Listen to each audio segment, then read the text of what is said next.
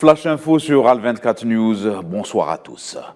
8 jours après le coup d'État survenu au Niger, le Conseil militaire a annoncé aujourd'hui la réouverture des frontières maritimes et terrestres avec 5 pays limitrophes, l'Algérie, le Burkina Faso, la Libye, le Mali ainsi que le Tchad. Cette annonce intervient quelques heures après le début des opérations d'évacuation de ressortissants européens de Niamey, principalement des ressortissants français qui ont été rapatriés vers l'aéroport de Paris.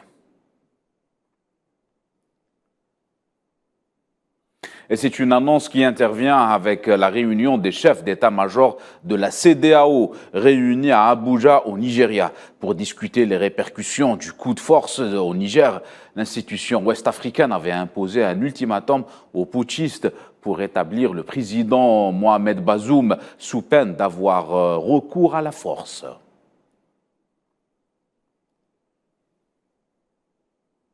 Dans ce contexte d'instabilité, l'Organisation des Nations Unies met en garde contre la propagation du terrorisme, un fléau qui pourrait prendre de l'ampleur en raison de l'instabilité sécuritaire. Selon l'ONU, est dans une région ravagée par le phénomène depuis plusieurs années.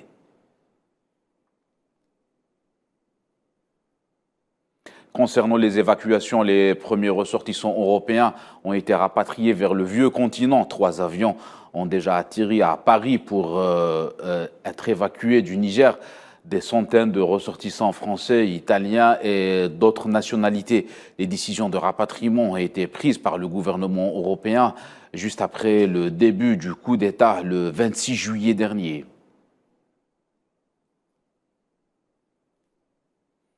Et le chef de la diplomatie italienne, Antonio Tajani, a annoncé son opposition à toute intervention militaire occidentale dans la situation au Niger, ajoutant qu'une telle intervention serait considérée comme un nouveau colonialisme. Ajouté que le continent africain devrait être considéré comme l'axe principal de l'Italie, de l'Europe et de l'Occident, et non comme un espace de colonialisme. Au Sénégal, 2 personnes ont été tuées à Dakar dans une attaque à l'engin incendiaire aux motivations inconnues contre le bus dans lequel elles se trouvaient. C'est ce qu'a indiqué un responsable des services de sécurité sous le couvert de l'anonymat, ainsi que le chauffeur de véhicule. Le chauffeur de bus a rapporté sur place aux médias qu'un groupe de jeunes en cagoule était monté dans le véhicule dans un quartier populaire périphérique.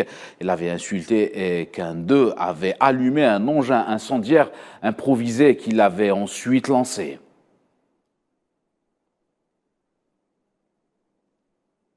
Actualité régionale avec la décision du président tunisien Kais Saïed de mettre fin aux fonctions de la chef du gouvernement Najla Bouden après presque 2 ans passés à la tête du gouvernement.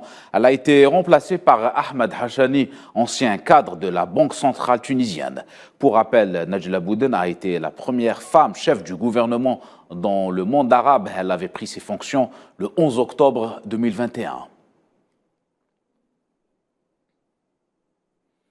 Et le nouveau numéro 1 de l'exécutif tunisien a prêté serment devant le président Kais Saïed à l'issue de sa nomination lors d'une cérémonie organisée au palais de Carthage dans la capitale tunisienne.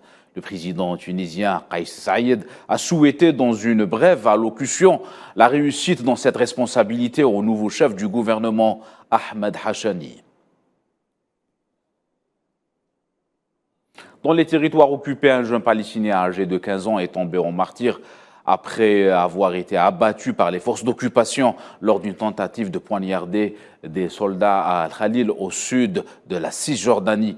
Le ministère palestinien de la Santé a annoncé que le martyr s'appelait Mohamed Farid Al-Zarir, âgé de 15 ans, un élève de 9e année dans un établissement public. Les forces d'occupation ont tiré sur le jeune palestinien directement près de la ville Al-Samou au sud de Al-Khalil.